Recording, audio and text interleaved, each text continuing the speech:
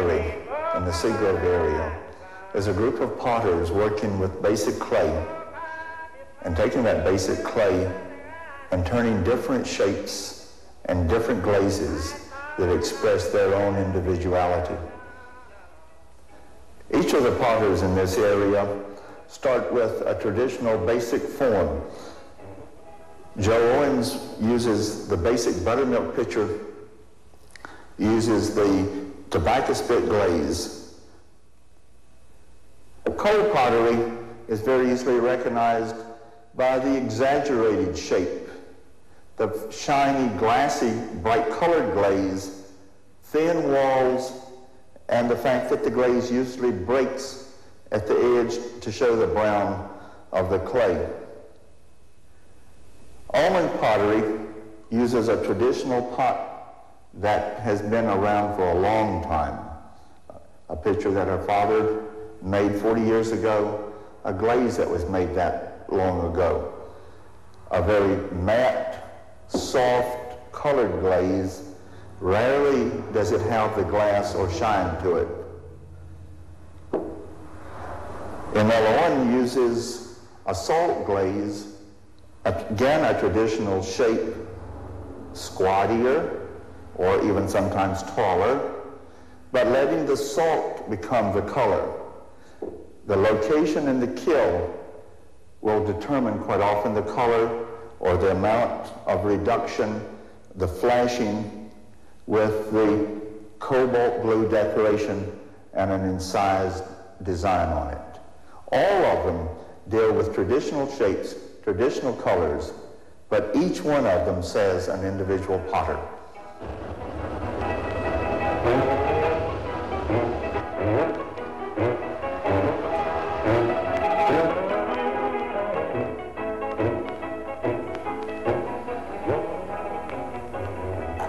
There was a fascination when I was a child. It has never left.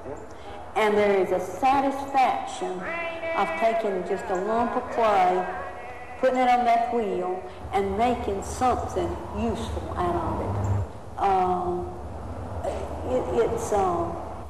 It's a lot easier to feel it than it is to talk about it. But when you're turning, everything else is gone away from you.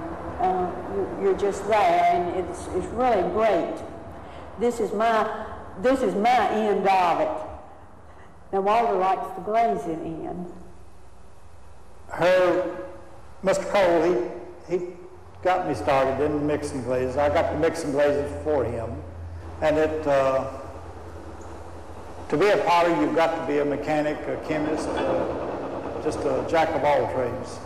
And it was fascinating to mix a glaze and run it through the heat and find out what color it would turn out to be. It was quite a fascinating thing to open your kiln and see what was in there.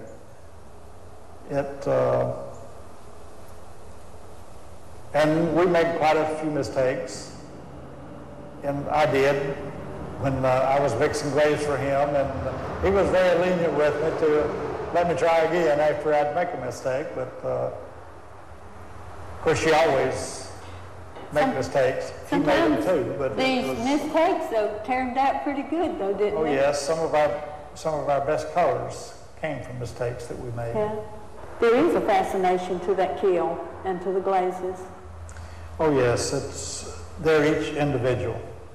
You never have two kilns that fire the same. And you never have two kilns that turn out the same. For one reason, you don't place your pieces in the kiln identical each time, and it makes a difference in the way the heat goes through the kiln.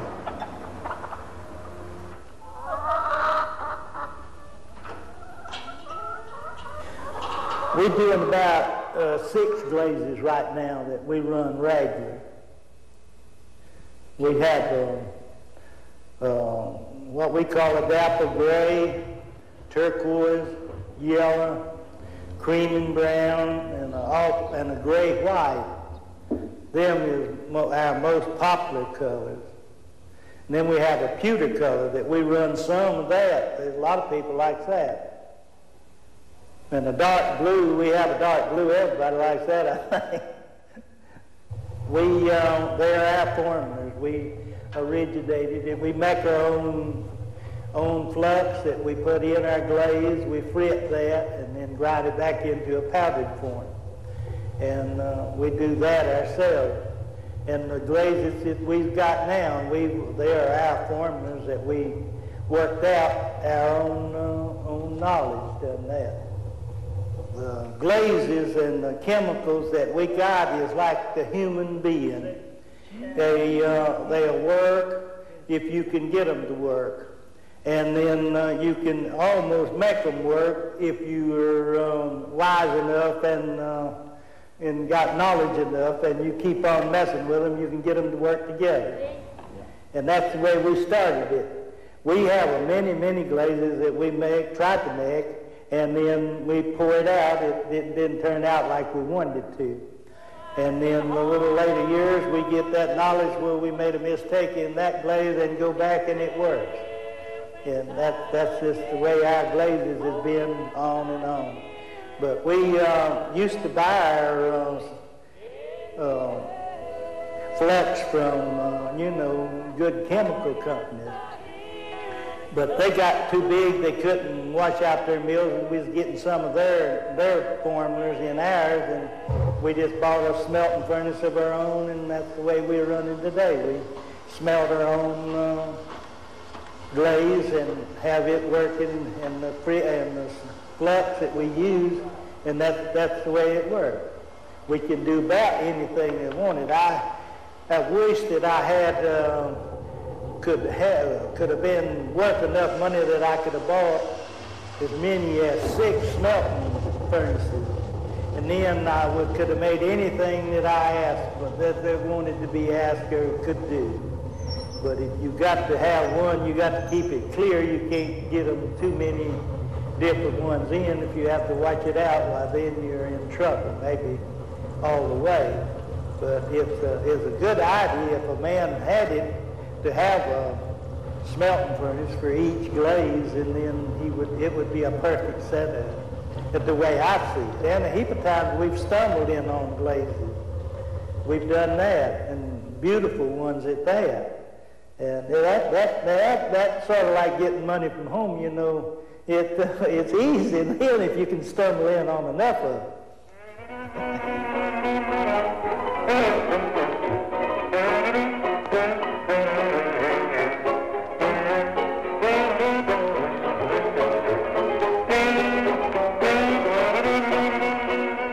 What I'm making now is the art pottery that you see around in different places. Everybody don't make the same thing.